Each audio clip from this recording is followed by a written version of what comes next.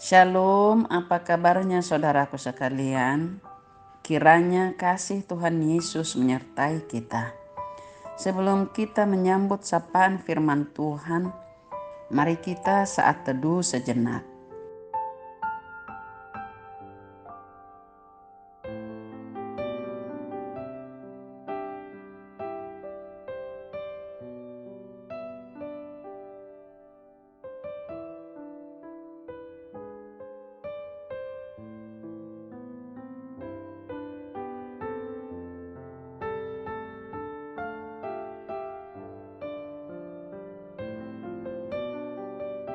Amin.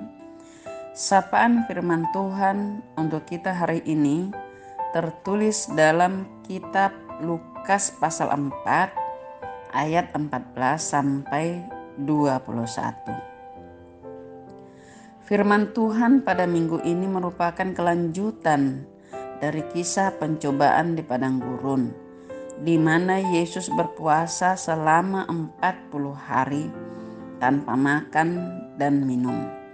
Namun semua pencobaan itu dapat dikalahkan Yesus yang dipenuhi kuasa Roh Kudus. Lukas 4 ayat 1 sampai 13.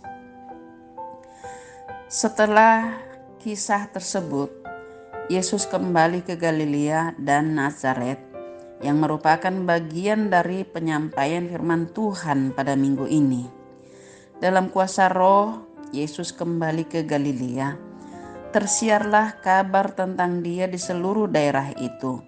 Yesus mengajar di rumah-rumah ibadat di situ dan semua orang memuji Dia.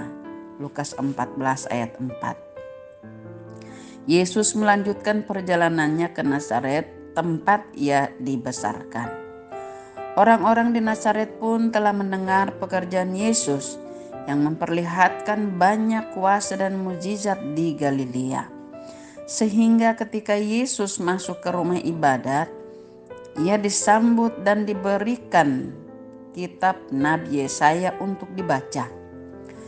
Yesus menemukan nats, Roh Tuhan ada padaku, oleh sebab Ia telah mengurapi aku untuk menyampaikan kabar baik kepada orang-orang miskin, dan Ia telah mengutus aku untuk memberitakan pembebasan kepada orang-orang tawanan dan penglihatan bagi orang-orang buta, untuk membebaskan orang-orang yang tertindas, untuk memberitakan tahun rahmat Tuhan telah datang. Nas tersebut menjadi suatu pernyataan yang disampaikan Yesus saat mengajar di rumah ibadat, bahwa Yesus adalah penggenapan dari firman Tuhan yang tertulis di kitab Yesaya itu, seperti dikatakannya, pada hari ini genaplah nats ini sewaktu kamu mendengarnya. Lukas 4 ayat 21. Pernyataan Yesus tersebut dengan jelas menunjukkan siapa diri Yesus. Dia adalah anak Allah yang dipenuhi Roh Kudus. Dialah Mesias yang telah dijanjikan sejak perjanjian lama. Kehadiran Yesus membawa kabar baik kepada orang-orang miskin, orang yang tertindas dan menderita. Yesus membawa kabar keselamatan dan memberitakan tahun rahmat Tuhan telah datang. Saat ini kita telah berada pada awal tahun yang baru, yaitu tahun 2022. Ada banyak harapan, terlebih setelah kita melalui masa-masa yang berat pada tahun lalu akibat pandemi COVID-19. Banyak sisi kehidupan kita yang terguncang, sakit, duka, air mata, masalah pekerjaan, kerapuhan ekonomi keluarga, dan lain sebagainya. Namun, sebagai orang percaya, kita harus selalu meletakkan pengharapan kepada Sang Mesias, Juru Selamat kita, yaitu Tuhan Yesus Kristus.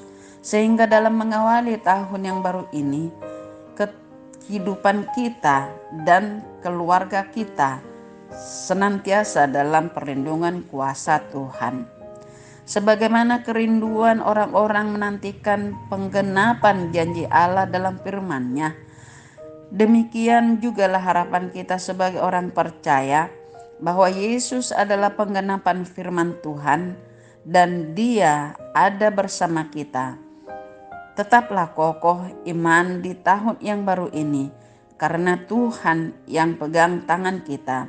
Tetaplah berdoa agar berkat dan kasih karunia Tuhan dinyatakan bagi kita semua, bahwa tahun rahmat Tuhan telah datang. Firman Tuhan yang menjadi kekuatan hidup kita, dan semua telah digenapi dalam nama Tuhan Yesus. Amin.